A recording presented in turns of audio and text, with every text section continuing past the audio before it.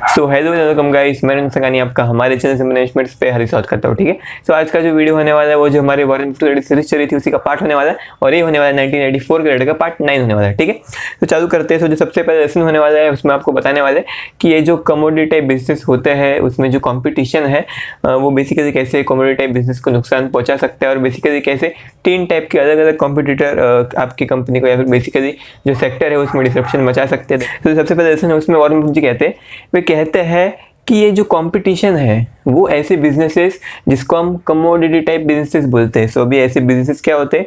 Commodity type businesses, यानी ऐसे businesses जिसमें जो ब्रांडिंग है, जो ब्रांडिंग पावर है उसका कोई भी वैल्यू नहीं होता। जैसे अगर हम बात करेंगे यहाँ पे सीमेंट बिजनेसेस की या फिर स्टील बिजनेसेस की, सो कुल मिलाकर जो स्टील है वो स्टील सेम ही रहने वाला है, या फिर जो आयरन ओर है वो सेम ही रहने वाली है, या फिर जो कोयला है वो सेम ही रहने वाला है, या फिर जो सीमेंट है वो ऑलमोस्ट सेम ही रहने वाली है। उसमें चीज़ें ऑलमोस्ट सेम ही आने वाली है, लेकिन मे भी उसमें ब्रांडिंग पावर थोड़ी बहुत चल जाती है। लेकिन जो बाकी सब है, जैसे मैंने आपको बताया कोयला, उसमें ये जो ब्रांडिंग पावर है वो नहीं चलेगी, या फिर जो केमिकल सेक्टर है उसमें बेसिकली ब्रांडिंग पावर नहीं चलने वाली। तो बेसिकली ऐसे बिजनेसेस जिसमें जो ब्रांडिंग पावर है वो नहीं चलती, यानी उनको हम कमोडिटी टाइप बिजनेसेस बोलते हैं। सो वॉरेन बफेट यहाँ पे कहते हैं कि ऐसे बिजनेसेस जहाँ पे ये जो ब्रांडिंग पावर है वो नहीं चलती, वहाँ पे कंपटीशन एकदम तबाही मचा सकता है। वो आगे कहते हैं कि बेसिकली कोई सिर्फ एक कंपनी आके जो पूरा सेक्टर है उसमें तबाही मचा सकती है, उसमें बेसिकली डिसरप्शन मचा सकती है, और वो सिर्फ एक कंपनी जो पूरा सेक्टर है उसकी जो प्रॉफिटेबिलिटी है उसकी वाट लगा सकती है, जो प्रॉफिटेबिलिटी है वो बहुत कम हो जाएगी।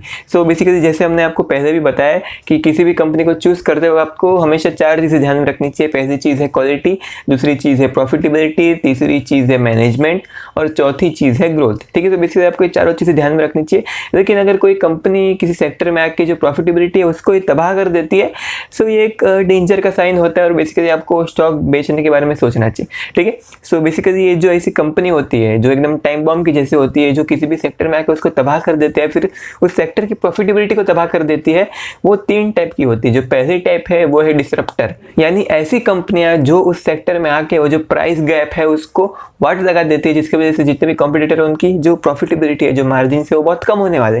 जैसे अगर हम बात करेंगे कोई एक बहुत प्रॉफिटेबल सेक्टर, उसमें समझ है कि जो कॉस्ट प्राइस है वो 100 रुपये की है, यानी कंपनी 100 रुपये में माल बनाती है और जो सेलिंग प्राइस है वो 200 रुपये की है। सो यहाँ पे तकरीबन 50% का मार्जिन है, जिसकी वजह से ये हाई कॉम्पिटिशन को ये अक्वायर करेगा, यानी बेसिकली इस सेक्टर में बहुत ज़्यादा हाई कॉम्पिटिशन आने वाला है, जिसकी वजह से जो प्रॉफिटेबिलिटी है, जो मार्जिन है वो बहुत कम होने वाले। और जो दूसरी टाइप है उसको हम बोलते हैं वॉकिंग डेड कंपनियां। वॉकिंग डेड कंपनियां यानी क्या? वॉकिंग डेड कंपनियां बेसिकली आप इसको ज़ॉम्बी की तरह मान सकते हो, यानी ऐसी कंपनियां जो ऑलमोस्ट मर चुकी है, यानी ऑलमोस्ट, यानी मीन्स उसमें जो बैंक्रप्सी है वो बहुत ज़्यादा करीब आ चुकी है और अभी उनके पास कोई और तरीका नहीं है उनको अपनी सेल्स बढ़ाने के लिए, या फिर जो अपने प्रॉफिट से कहीं ना कहीं, या फिर बेसिकली कुल मिला के कैश फ्लो जनरेट करने के लिए उनको अपनी जो चीज़ है वो सस्ते सस्ते दाम पे बेचनी पड़ेगी, जिसकी वजह से जो बाकी सब उस सेक्टर में जितनी भी कंपनियां हैं उनको भी उसी प्राइस पे उस चीज़ को बेचना पड़ेगा, नहीं तो उनकी सेल्स है वो बहुत कम हो जाएगी। ठीक है, तो ये हो गया दूसरा टाइप। जो तीसरी टाइप की कंपनियां हैं वो होती है पावर प्ले, यानी बेसिकली ऐसी कंपनियां जिनके पास बहुत पैसा होता है, बहुत कैश होता है, पैसा पैसा पैसा पैसा। सो बेसिकली वो करती क्या है, वो उस सेक्टर में आके क्योंकि उनके पास बहुत पैसा है, सो वो माल को एकदम लॉस वाले दाम पे बेच सकती है, जिसकी वजह से बाकी की जितनी भी कॉम्पिटिशन वाली कंपनियां हैं उनको भी लॉस पे बेचना पड़ेगा। अगर वो लॉस पे नहीं बेचती तो उनकी सेल्स नीचे चली जाएगी, जिसकी वजह से उनको फिक्स्ड कॉस्ट की वजह से उनको लॉसेस हो सकते हैं। तो जो फिक्स्ड कॉस्ट है वो प्रॉफिट या लॉस किसी भी कंपनी का उसको तय करने में बहुत बड़ा एक इंपॉर्टेंट रोल प्ले करता है। सो अगर आपको पता नहीं है फिक्स्ड कॉस्ट क्या होते हैं, तो आप हमें नीचे कमेंट सेक्शन में पूछ सकते हैं, हम बेसिकली उसका आंसर देंगे या फिर एक वीडियो बना देंगे। ठीक है, सो बेसिकली वो जो पैसे वाली कंपनियां हैं वो जो बाकी सब कंपनियां हैं उनको लॉसेस में डाल सकती है, और जब वो लॉसेस में चली जाएगी तब ऑलमोस्ट वो बैंकरप्ट हो जाएगी। और अगर वो बैंकरप्ट हो जाती है सो ये कंपनी सिर्फ बचेगी यहाँ पे जिसके पास पैसे है, सो वापस से एकदम हाई प्राइस पे या फिर किसी भी प्राइस पे जहाँ पे उसका मन चाहेगा उस प्राइस पे वो बेच सकती है उस प्रोडक्ट को, जिसकी वजह से उसको अच्छा खासा प्रॉफिट होगा। ठीक है, यानी बेसिकली कुल मिला के सिर्फ एक ही कंपनी बचेगी। सो ये तीनों टाइप की कंपनी आपके सेक्टर में बहुत हानिकारक होती है। ठीक है, सो अभी हम यहाँ पे टेलीकॉम सेक्टर का एग्जांपल देते हैं। सो जो टेलीकॉम सेक्टर था वो एक अच्छा खासा सेक्टर था, वहाँ पे जो मार्जिन थे वो अच्छे खासे थे, वहाँ पे कुछ बड़े बड़े प्लेयर थे जैसे एयरटेल था, वोडाफोन था, आइडिया था, और थोड़े बहुत छोटे मोटे प्लेयर थे जैसे एयरसेल था, BSNL था, टेलीकॉम था, टेलीकॉम नाम था ना शायद से, हाँ यूनिकॉर्न ऐसा कुछ तो नाम था, जो भी था। सो वो एक कंपनी थी। सो कुल मिला के मीन्स ऐसे सब प्लेयर थे और उनको अच्छा खासा प्रॉफिट हो रहा था। वो लोग जो बेसिकली कॉस्ट प्राइस था, जो इंटरनेट का प्राइस था या फिर जो कॉलिंग का प्राइस था, वो बहुत कम था और उसको वो लोग अच्छे खासे प्रॉफिट पे बेच रहे थे, जिसकी वजह से उनकी लाइफ एकदम आराम से जा रही थी, उनकी लाइफ एकदम चीज़ में जा रही थी। हाँ, उस कंपनी का नाम याद आ गया, उस कंपनी का नाम यूनिनॉर था। यूनिनॉर से उन्होंने चेंज करके टेलीनॉर रखा था, टेलीकॉम नहीं था, सॉरी मैं भूल गया था, थोड़ा कंफ्यूज हो गया था। सो यहाँ पे उनकी जो लाइफ एकदम अच्छे से चल रही थी, लेकिन तभी वहाँ पे एंट्री होती है जियो की। जियो क्या था यहाँ पे? जियो था यहाँ पे डिसरप्टर, यानी उसने मार्केट में इतना बड़ा गैप देखा कि इनको जो सामान है, जो इंटरनेट है या फिर बेसिकली जो कॉलिंग है, वो बहुत सस्ते में मिल रही है, लेकिन ये लोग उसको बहुत ज़्यादा महंगे दाम पे बेच रहे हैं, जिसकी वजह से जियो ने देखा कि अगर हम इस चीज़ को या फिर इतना जो गैप है उसको एकदम कम कर देते हैं तो भी बेसिकली हमें अच्छा खासा प्रॉफिट होने वाला है। सो जियो यहाँ पे डिसरप्टर बन के आया और उसके साथ ही साथ जियो के पास बहुत अच्छा खासा पैसा था। क्यों? क्योंकि उसके पीछे उसकी funding basically Reliance industries limited ने की थी। जो रिलायंस इंडस्ट्रीज लिमिटेड बेसिकली उसके पास एक कैश का बिजनेस था, जिसको हम पेट्रोल रिफाइनिंग बिजनेस भी बोलते हैं। सो वो बिजनेस एकदम पैसा फेंक रहा था, जिसकी वजह से उसके पास जो इन्वेस्टमेंट थी वो अच्छी खासी थी, उनके पास अच्छे खासे पैसे थे, उनके पास अच्छे खासा कैश फ्लो था, जिसकी वजह से जियो यहाँ पे डिसरप्टर भी बना और साथ ही साथ एकदम अमीर पैसे वाली कंपनी भी बनी। अगर हम दूसरे सेक्टर की बात करेंगे तो यहाँ पे ब्रोकरेज इंडस्ट्री में जो जीरोदा था, जीरोदा यहाँ पे डिसरप्टर बना और बेसिकली उसके पास इतने पैसे नहीं थे, लेकिन इससे मुझे पता चलता है कि जो हमेशा सबसे ज़्यादा पैसे वाली कंपनी है वो हमेशा डिसरप्टर नहीं होती। कभी कभी ऐसी कंपनियां जिनके पास एकदम नए बिजनेस मॉडल होते हैं वो भी कभी कभी डिसरप्टर हो सकते हैं। सो भी वापस यहाँ पे टेलीकॉम सेक्टर की तरफ बढ़ेंगे।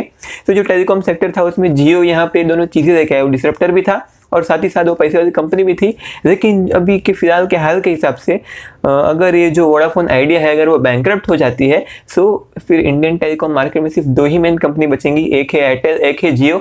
तो यहाँ पे ड्यूओपोली हो जाएगी, जिसकी वजह से दोनों अपने प्लान के प्राइसेस बढ़ा सकती है, लेकिन उसके लिए जो वोडाफोन आइडिया है उसको बैंकरप्ट होना पड़ेगा। लेकिन वोडाफोन आइडिया बैंकरप्ट नहीं हो रही है। क्यों नहीं हो रही है? क्योंकि बेसिकली जो गवर्नमेंट है उसको बैंकरप्ट होने देना नहीं चाहती है और साथ ही साथ अगर बैंकरप्ट हो जाएगी तो बेसिकली जो टेलीकॉम सेक्टर है उसमें ड्यूओपोली हो जाएगी, यानी सिर्फ जियो और एयरटेल का राज रहेगा। सो लोग अपने मन के हिसाब से जो प्राइसेस है वो बढ़ा सकते हैं, जिसकी वजह से सरकार भी बेसिकली वोडाफोन आइडिया को थोड़ा बहुत सपोर्ट कर रहा है, जिसकी वजह से जो वोडाफोन आइडिया है वो यहाँ पे जो हमारी स्टोरी है उसमें वो वॉकिंग डेड है, यानी वो ऑलमोस्ट मर चुकी है। ऑलमोस्ट उसका एक पाव कबर के अंदर है, एक पाव बाहर है, तो वो कभी भी बैंकरप्ट हो सकती है और कभी भी वो बाहर भी आ सकती है, वो जिंदा भी बच सकती है। मैं ऐसा नहीं बोल रहा हूँ कि वो बैंकरप्ट होने वाली है या फिर बेसिकली बैंकरप्ट होनी चाहिए। मैं यहाँ पे सिर्फ ऐसे आपको बता रहा हूँ, सिर्फ कैपिटलिज्म के हिसाब से मैं आपको बता रहा हूँ कि अगर वो बैंकरप्ट हो जाती है तो एयरटेल और जियो को बहुत अच्छा खासा फायदा हो सकता है। वो लोग अच्छे से अपना अच्छा खासा प्राइस बढ़ा सकते हैं, लेकिन ये जो वोडाफोन आइडिया है वो उनको टक्कर दे रही है। यानी बेसिकली वो सोच क्या रही है कि भाई हम बैंकरप्ट होने वाले हैं, लेकिन हमारे पास एक ही मौका है,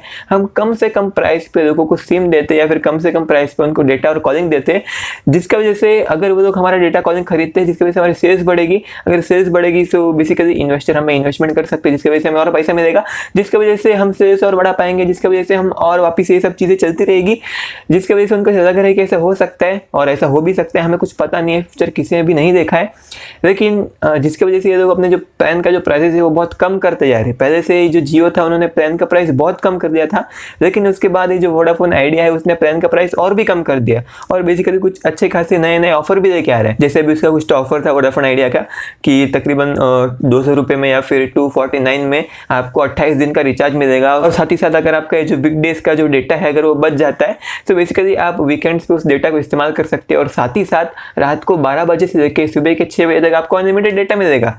सो ये कितना अच्छा ऑफर है, बहुत अच्छा हमें ऑफर लगता है और जिसकी वजह से लोगों को वो प्लान पसंद भी आ रहे हैं और एयरटेल और जियो को दोनों को पता है कि अगर हम यहाँ पे अभी प्लान का प्राइस और महंगा करते हैं तो सारे कस्टमर बेसिकली वापस से वोडाफोन आइडिया की तरफ चले जाएंगे। और अगर वो एक बार वोडाफोन आइडिया की तरफ चले जाते हैं, यानी वो अपना सिम पोर्ट करवा देते हैं या फिर दूसरा सिम ही दे देते हैं, तो बेसिकली वापस से 6 महीने तक वो लोग वापस से हमारे पास नहीं आएंगे, जिसकी वजह से मीन्स एक विशुअस साइकिल में बदल जाता है, जिसकी वजह से कुल मिला के जो हमारे जो सेल्स है, जो हमारे मीन्स कुल मिला के जो हमारा प्रॉफिट वो कम होने वाला है, जिसकी वजह से वो लोग भी अपने प्लान का प्राइस बढ़ा नहीं सकते, जिसकी वजह से आपको ऐसे कोई सेक्टर में होना ही नहीं चाहिए जहां पे जो ब्रांडिंग पावर वो काम नहीं करते। इसलिए आपको ये जो कमोडिटी टाइप बिजनेसेस होते हैं उसमें इन्वेस्टमेंट करने के पहले 100 बार सोचना पड़ता है। ठीक है। सो इसी वजह से ये जो वोडाफोन आइडिया है वो इतना कंपटीशन दे रहा है, जिसकी वजह से जो इस पूरे सेक्टर है, जो टेलीकॉम सेक्टर है, उसकी प्रॉफिटेबिलिटी बढ़ नहीं रही है। और वॉरेन बफेट जी इसी वजह से कहते हैं कि आपको ये जो कमोडिटी टाइप बिजनेसेस होते हैं, ऐसे बिजनेसेस जिनमें कोई भी जो ब्रांड वैल्यू है उसका कोई भी काम नहीं होता, उसका कोई भी पावर नहीं होता, ऐसे बिजनेस में इन्वेस्टमेंट करना ही नहीं चाहिए। ऐसी सेक्टर में या फिर बेसिकली ऐसे इंडस्ट्रीज में इन्वेस्टमेंट करने का कोई फायदा ही नहीं है, ठीक है। लेकिन अगर आपको ऐसे बिजनेसेस में अपॉर्चुनिटी मिलती है सो आपको तकरीबन 10, 15, 20 बार सोचना पड़ेगा। देन उसके बाद अगर आपको फिर भी लगता है कि जो अपॉर्चुनिटी है वो अच्छी है, सो बेसिकली आप उसमें इन्वेस्टमेंट कर सकते हैं।